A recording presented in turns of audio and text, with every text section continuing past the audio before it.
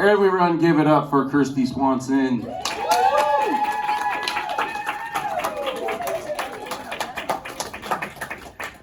Everyone having fun? Oh yeah. I don't even need Tuesday to come around, which is Halloween. I've like had Halloween on steroids. Yeah, it's Halloween season, and it's Yes. it's nonstop. It's nonstop fun, isn't it? Sorry, don't judge me. I'm having a beer during this panel, but You are. it's Sunday. All right, come on. Is it beer o'clock? It's already beer o'clock apparently. The editor of Morgue was just out in the hallway, and she offered me a beer, and so I was double fisting before this panel. Wow, does that ever look bad, doesn't it? This could go many different ways. Okay, so Kristy, I'm super thrilled to be doing this. I have a memory of going to see Buffy. Drinking. Oh, there you go. They're going at it. Oh, but yeah. By the way, I didn't mean to be rude to you out there. I was in the middle of talking to someone about something very important. But anyways, so Buffy the Vampire Slayer. I remember seeing it in the theater. It was like a big deal because the movie was called Buffy the Vampire Slayer. I'm like, why the heck did they make a movie like this, right? And so it is a good title. I never thought I'd be sitting here talking to Buffy. So Kristy. Yes. What was your reaction to this? Hey, we want you to be in this movie, and the movie's called Buffy the Vampire Slayer. Well, it was Luke who said it to me. Luke Perry. Ugh, I get so emotional when I even say his name. Sorry. So He was kind of cute. Yeah, he was the best. So he was doing this. He had he was like he was Luke Perry. You know what I mean? Like he was 90210. It was insane. Like he couldn't even go out in public. It was crazy how popular he was. It was like the Beatles. They do an appearance at the mall or whatever. But he says, I'm doing this movie. I've got a 3-picture deal with 20th Century Fox or something like that. And I don't know if it's 5-picture deal or whatever, but he wanted to do this movie called The 8 Seconds. It's the Lane Frost story. And 20th Century Fox was going to do it, but they wanted him to do this one movie, Buffy the Vampire Slayer, first. And because we knew each other socially, we had a lot of mutual friends in business and stuff, and he was like, there's this movie that I'm doing, there's this character, Buffy the Vampire Slayer, and you are so perfect for it, you have to audition for it, so it was really his idea. And he didn't get me the part, I had to audition for it, and I guess prove myself, But a lot more. It wasn't a handout, it was just I had to. I imagine it was a bit more physical than what you were used to, right? The physical demands of the role. The physical demands of the role, you'd be surprised. You would think it was. I mean, it was a lot of action, and it was at a time where special effects that we did and stunts were real. They weren't CGI or anything like that. But I really had to. I relied on my dance background, my athleticism. I did everything except for the back walkovers or the back handsprings or whatever those are called. The gymnastic stuff, all the fighting and everything. And I only trained for 10 hours. So I only did 2 hours a day, with a martial arts guy. And we kind of incorporated some martial arts with some street fighting and some tumbling and stuff like that. And I trained 2 hours a day for 5 days. And I wanted to do the flying side. Sorry to interrupt, but I wanted to do the flying side kick. That was the big thing. I said to the stunt coordinator, I said, "Can I do the flying side kick?" He goes, "I don't know. Can you?" And I said, "I'm gonna learn it." And he says, "If you learn it and you do it well, then I'll let you do it." Right? So I practiced that, and so I got to do that. That was the big thing. Did you have a background in athletics? Yeah, I mean, I was raised by phys ed teachers, so Okay. they're coaches, my parents, and my brother was an athlete, and I just sort of was athletic, and I danced, and I had some pretty good control over my movement. And, I'm sure discipline was a lot of fun, I guess, at your home, right? Get down and give me 20. Yeah, but also when I got it, I started in the business when I was 9 years old. So, once I got into acting, I learned at a very young age on my own that I needed to be jack of all trades, master of none, because it's like John Wayne said, I don't have to know how to ride a horse, I just have to make it look like I know how to ride a horse. So if I can learn a lot of things, whether it's snowboarding, skiing, riding horses, playing the piano, or like anything, you know what I mean? Like, you never know when you're gonna have a role where you have to at least fake it till you know, and then have a good editor, I guess. There's that. Yeah, you didn't have to do the whole movie yourself. Yeah. So Luke Perry, we talked about him. What about Paul Rubens? What was the chemistry like there? The chemistry with Paul was amazing, and remained friends all the way up till the end there. It's hard for me to talk about. I'm sorry. I keep asking terrible questions. It is really I don't know why. I don't know. I mean, he was just such a lovely person, and we became friends on the movie, obviously, but we remained friends. And there wasn't a birthday that went by where he didn't call me or send me a text. You know what I mean? Like, he was just always there, and just a sweetheart. So sorry, it's so awkward. It's okay. He would be like, Kristy, Buffy, stop it. Hey man, the horror community is a family, right? So yeah. we're all here for you. Thank you. Anyone have any questions about Buffy for Kristy? Something to make me laugh. make it less depressing. Right? I know, sorry. How was it like, I'm very emotional. Yeah, what? How was it like acting with Donald Sutherland? Oh, Donald was amazing. He was so lovely to work with, a true professional. He was a good friend. He made me laugh, and he always wanted it to be great and good. You know what I mean? Like, he was even the kind of guy that I remember we were shooting when we shot a lot of nights, so we would work from 5 o'clock at night until 6 o'clock in the morning, you know, like, so, because we had a lot of night shoots.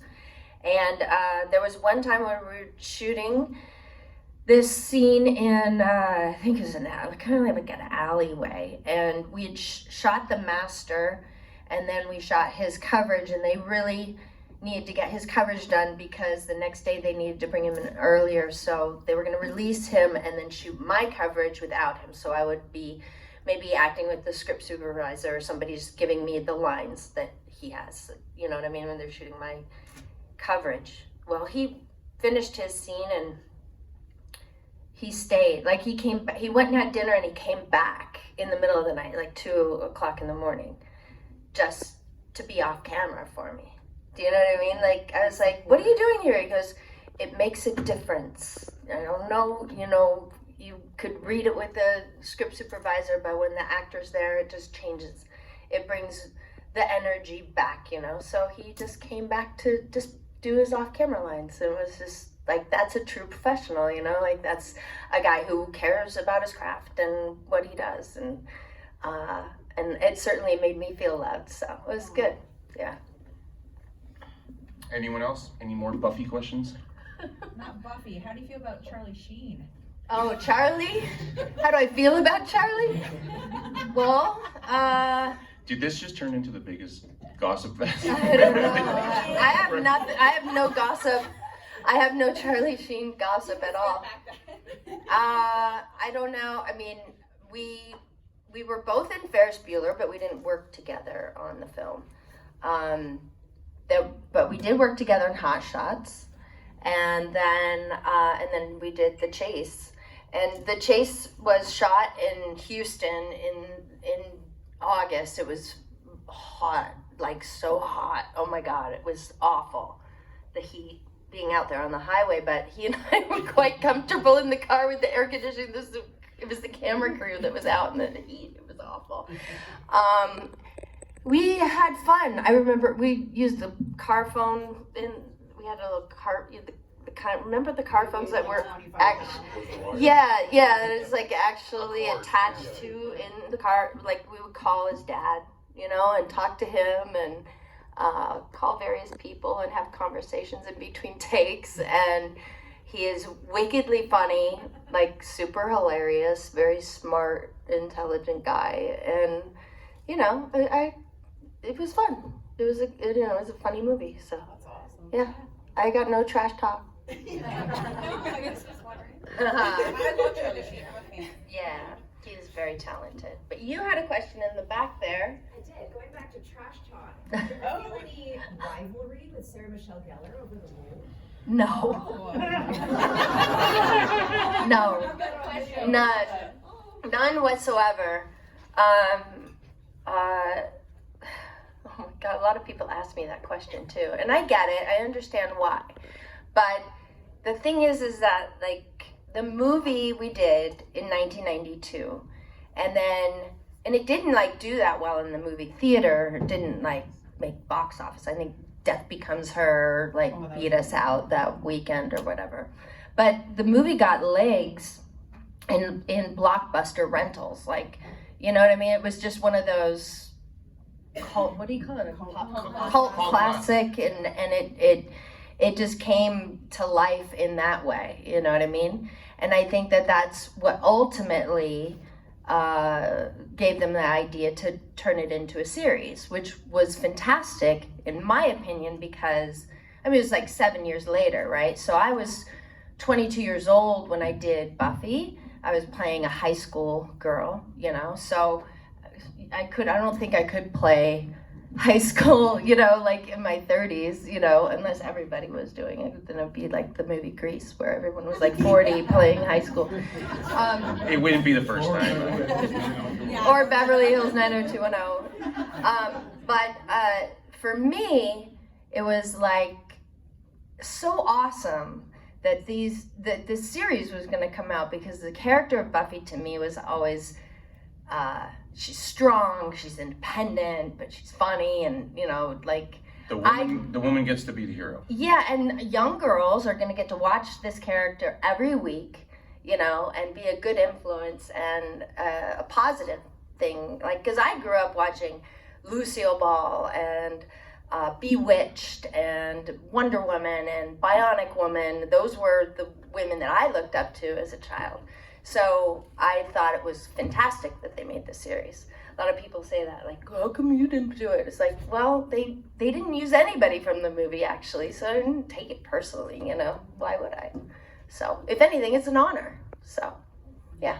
I mean, I can remember seeing the show for the very first time, too, on, what was the channel here, Space Channel or something like that? But it was, yeah, I remember, you know, the show coming on. And Canadian? Yeah, it's a okay. Canadian thing. Okay. And so I was like, oh, they made a Buffy the Vampire Slayer show? That's so weird, because the movie wasn't like this big cultural phenomenon, really, right? Like it didn't like, but the show certainly, you know, he certainly created a show that was. Right, and I mean, I think I watched part of like the very first one, which I think was like a 2-hour movie of the week pilot or whatever, and I could tell that it was so different from the movie. Like the movie was very bubblegum and sort of, you know, lighter weight, and it's the series was a whole new look, a whole new, you know, a whole new world. So they're just very different from each other. So yeah, I liked it. I did too. Yeah. Are there any more Buffy questions? If there's not, talk. Oh, yes, there is. Absolutely, right here. What? I was just going to ask you a favorite role from filming. A favorite moment from filming the movie, I guess, would, I mean, I had fun every day. Was it like a stunt or an action scene that was? Favorite, well, I mean, the funniest moment was Paul's death, because we didn't know what he was gonna do. None of us knew what he was gonna do, and when he did it, like, nobody, the laughter on set, like, everybody lost it. And it was hard. If you really watch, like, if you watch it again, you'll see, like, I'm really trying so hard not to laugh. I mean, just like, you know what I mean? Like, it was really difficult. And there's even a take that's even longer than the one that's actually in the movie. It just goes on and on and on and on. It was like, you know, our outtakes. But I can't say that I have like a favorite moment. I really had fun every single day. So, yeah. Do you still stay in touch with the girls? I haven't seen the girls in a long time, but I am still friends with Jeff Bueller, who's now a horror writer. He wrote like one of the Pet Cemeteries and a few other movies. he was a PA on the movie.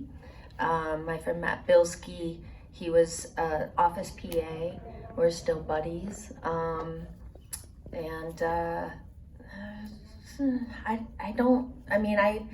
I saw David Arquette a couple weeks ago in Tampa, which was not, I haven't seen him in a long time, so that was a nice surprise. I run into people here and there. Yeah. Any more Buffy questions? Bueller? Bueller? Anyone? So I want to talk a little bit about Deadly Friend, because it's not like the greatest Wes Craven movie, but What? it certainly stands out, right? Oh, I'm sorry. Oh, that's it. I'm out of here. It is better than Scream. I forgot to say that. But yeah, like I guess what it's kind of known for is that it didn't really start out as, he didn't want it to necessarily even be a horror film, right? He wanted it to be Kinda. almost like a family sci-fi movie, and somehow it became this, Well, it's Wes Craven, so you better make a movie. You better make a horror movie. It was a book, right? So it was a book called Friend, and I can't remember who wrote the actual book. Diana Henstone. Hence, yeah. So this was a book, and it was more. Thank you for doing the proper research. It was a movie. It was a story. It was more of like a coming-of-age love story, Bride of Frankenstein, or like a psychological thriller. It was not a horror movie at all. It wasn't a horror story. And Bruce Joel Rubens, who wrote Ghost, he did the script from the book Friend. So this actual script and the job that I booked, like when I auditioned for it, was called Friend. And it was 2 or 3 weeks into filming when the studio decided, no, we're now gonna make this. We're gonna call it Deadly Friend now. I remember my parents were really upset because I was like 15. I was 16, and they're like, you weren't supposed to do like a horror movie. This was like a nice story. You know what I mean? So it was like everybody had to sort of adjust to the fact that the studio wanted to change it and add. They're like, we've got Wes Craven making this movie. We're gonna capitalize on what Wes Craven does, even though he was wanting to do something new and something different. He was even slated to direct Flowers in the Attic later that year, which I ended up being in, but he ended up not directing for, I think, scheduling reasons. But so we all had to adjust to that, and it turned out fine, I guess. It's like, yeah, it's only until this moment that I realized actually how funny that is, that like there's a book and it's called Friend, which is not the most interesting title for a book ever written. No. But we're gonna make a movie out of it. But now we want it to be a horror movie. So what are we gonna call it? Deadly Friend. Deadly Friend, yeah. Or Evil Friend. Yeah. I always thought Deadly Friend was a funny title. But dude, Not my friend. You could have done that too. Unfriended. Oh wait, that is a movie, isn't it? That was before Facebook. That was okay. Deadly Facebook Friend. That's what we should. It'll be the modern version. Right. But yeah, they made it a lot more violent, right? Because I mean, originally I don't even think there even was any violence in it, and they had to call you back to do reshoots or something like that. No, they added them. It all got added in while we were shooting. So we had shot a couple weeks, and then that's when they sort of changed what was gonna go down, and they added some blood, and they added some nightmares, and they added some more stunts and things like that. Yeah, there was the But there were some reshoots, like the basketball scene was a reshoot. Right. I originally killed her by throwing her out her own front door. Oh, okay. So I threw her out through the door. Like she had to crash through it. And her stunt double was a man, and they had taken so long that day to get to shooting it, and he had, I guess when they watched the dailies back, like he had 5 o'clock shadow. And we didn't have CGI back then, so they had to reshoot it. And then that's when they did the basketball, which I think was a better death anyway. And it was Elvira's head or something like that they used as the prop, right? Yeah, they had to make a prosthetic head. And then there was a small little person inside the body, like moving around with, And it was cow guts? Is that what it was? I think they went down to like the butcher, the special effects guys went to the butcher and they filled the head with all kinds of crazy shit, you know, to blow up. Yeah, it was so crazy. Any deadly friend questions? Or any questions? Oh, sorry. Go ahead. Huh? Did you throw the ball? I threw the ball in my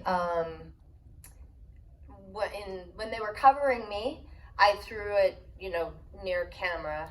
So they were behind. They sort of built these flags up around them to protect them, you know, just so nobody got hurt or whatever. And I just threw it into a ferny pad that was hanging on a C-stand. That's all. Just throw it like that. And then when they did the stunt, they had to do it. The special effects guys had to do it because, you know, what if I missed? You know, I only got half her head or something. You know. So what about then the physical process of learning how to walk like a robot? Oh, that was Move interesting. like a robot. So I had a coach actually. That reminds me, he was a mime actually. He was the one who came up with this thing where my hands are like that, and yeah, my coach was a mime. Like, you know, one of these guys. That makes sense. It's really weird. But I loved working with Wes. Wes was like the best. He was just so freaking cool. He was, you know, I was 16. It was so much fun. It was like my first starring role in a feature film, and you know. Yeah, I was going to ask fantastic. you, like, you know, just what he was like as a director, and especially, yeah, considering the fact that you were only 16, right? It can't be easy. Right. And they loved it. He and the producers like loved the fact that they could, because I remember losing a lot of jobs when I was young. Like when I was 14, 15, I actually got emancipated at the age of 14, so I could work like an adult, you know, like 12-hour. So that's why I got emancipated, which is just for work purposes. So they loved the fact that they didn't have to hire an 18-year-old to play, you know, 15, 16. They had a real, actual, you know, teenager playing the role, and I think they you know, I can see how just like it does make a difference, you know, it really does. So that's cool. All right. Fun. Any other questions at all for any of Kirsty's films? Yeah. Oh no, Yeah. actually, Aaron. Oh, okay. Hi. Aaron. Hi, Aaron. I signed an autograph for Aaron today. Yeah, Yes. I'm the world's biggest fan of Phantom. Oh, thank you. What I love about the film, Roger Ebert actually called it one of the best looking films ever made. Oh. He gave it 3.5 out of 4 stars. And I agree with it. It's a gorgeous film. You got to go to such wonderful locations and still look perfect. Could you describe the experience of actually filming in some of these exotic locations? Well, we started out in LA. We shot all of the New York Street stuff, I think on the back lot of Universal. I think that's where New York Street was. I don't know if it was Warner Brothers or Universal. But anyway, we shot New York Street. Then we headed off to Thailand, into the Krabi, Thailand, the middle of nowhere in the jungle. And that's where we were for many, many, many, many weeks. Almost a month. Yeah, months actually, like 2 months almost. And then from there we would go to Australia to shoot on the soundstage. So we were out in the jungle, and like you say, a beautifully shot film, but that wasn't just because of the cinematography, but the costumes, the wardrobe, and the hair, and the period of the 30s, right? So our costumer was amazing, but like I had to wear a corset. I'm in the jungle. It's hot. It's like really hot. And we're wearing wool pants and boots, and you know, your body just, it's like being in the cold or the heat. Your body just learns to adjust to it, you know, after a period of time. So that's kind of how we looked good, only for a short scene, you know what I mean? But the rest of it was pretty sweaty. Yeah. It was pretty hot and uncomfortable, but I had so much fun on that film. It was a big adventure. And then my best friend today, my stunt double, she was actually the highest paid stunt woman at that time. because she was wing walking on the airplanes and doing all kinds of crazy stuff. Yeah, so she was like the highest paid stunt woman in showbiz at that time, and she's amazing. We're still great friends today. So yeah. Yeah, I remember it coming out as a huge movie too. Like it was like one of the next big blockbusters.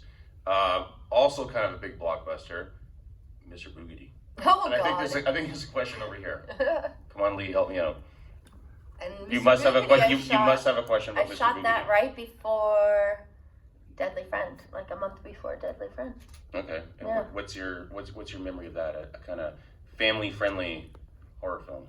It was fun. I mean, it was a fun movie. The cast was great. I remember I was 15, turning 16, and I was bummed because I had to work on my 16th birthday, and all I could think of, I was like, I just want to get my driver's license. Like, I just want to go to the DMV. And so back then, I can't do this today, but back then, I think the coordinator of the show at Disney like called the DMV and said, can she come in the day before her birthday to get her, because we need her to work, right? So I got to get my license the day before I turned 16, which was cool. And I remember I got to drive myself to work, and it was Very cool. it was a big deal. It was like a big deal for me at that What was time. what was the car? What was the model? Oh, I think I had a Honda Civic and that I kind of was passed down to me, and then I was making money, so then I got a Pontiac Fiero with the big whale tail. Oh, beauty. Yeah, it was crazy. So stupid. So stupid. Typical 16-year-old. Yeah. Okay. Andrea's got a question. I have a question about Flowers in the Attic. Oh, there we go. Such a controversial novel. Mm-hmm. Do Yeah. you know what you were getting into in making a film adaptation? And if so, how did you feel about the changes? What changes? The R-word scene. The R word scene. I don't know what that means. She probably means the second letter is A. Yeah. And the third letter is P. Brother and sister have a moment in the bath. Oh yeah. Okay, so yeah, they didn't do. I mean, there's more of that in the book than there was in the script. Yeah, because it's something like that at that time is like 1986 when we shot it. Came out in 87, and it's not something that I don't think it would test well like in a movie theater. Somebody's reading it in a book, okay, and it's a fiction, but it reads kind of like it's a real story, but it's not. That one was I don't know, how do I say, that was a heavy one, but it was, I mean, I liked making the movie. I loved working with Louise Fletcher. I was such a sponge, like I just loved learning from anyone that I was working with that was older, seasoned act. I could learn so much from them. I watch them and observe them up close, or ask them questions, or get advice, or things like that. And I mean, it was like a depressing story every day, and you just kind of like wish you were shooting a comedy at the time. You're just like, oh God, I could use some laughter today. But it was heavy. But we got to shoot in Boston, in Massachusetts, at this mansion. It was called the Crane Mansion. I think the guy who invented the Crane toilet, like, built this beautiful property, rolling hills, all the way to the beach. It was gorgeous. It's where they shot Witches of Eastwick as well. I love that. Yeah, so it was a beautiful location, and it was my second starring role in a feature, and is it was a big responsibility, and I loved it. It was great. It was a good experience. So a horror convention would not be a horror convention without it being a logistical nightmare. So we did have a bit of scheduling stuff. So we're unfortunately out of time, but we can take one more question if that's okay. Do you have any tattoos? That is so funny that you asked. So, oh my God. I'm so not a tattoo person at all. But my husband is, like, he's a biker, he's got tats. And I was turning 40. Yeah, that's what it was. I was turning 40 and I was at a show like this. And I think it was in Houston or somewhere in Texas. And there was a tattoo artist there. And I was like, I'm going to get a tattoo. I'm 40. I'm going to get a tattoo. I'm just going to do it. I'm going to get one of those tramp stamps. Yeah, that's what I'm going to do. And it's going to be my husband's name. And it's gonna be in the shape of a motorcycle. You know, I had this crazy idea. Who gets a tattoo at 40? Like a girl. You know what I mean? Like, this is weird. So, okay, so, and I'm like, I can't call it a tramp stamp. I'm 40. So I call it a MILF mark. Oh, I love it. And it says my husband's name, and it's got like Apang or like, it's kind of cool. And then he ended up getting one with my name. Oh, I love that. That's Yeah. amazing. He got a. He didn't do a tramp stamp. Oh. He did it on the side, so maybe the muffin top? I don't know. A dilf. Okay. But it's been great being at this show. All of you have been amazing and lovely, and especially the staff has been incredible. So if you see them out there and anyone in security or at the door or whatever, just say thank you to them because they are all volunteering and they've been amazing. And it's been fun, you know. I mean, I'm married to a Canadian, so got to Granny's in town. Granny got here today. So saw some friends from Brampton last night, so it's just been really cool. Yeah, very cool. All right, love you guys. Thanks for being so nice. All right. And happy Halloween.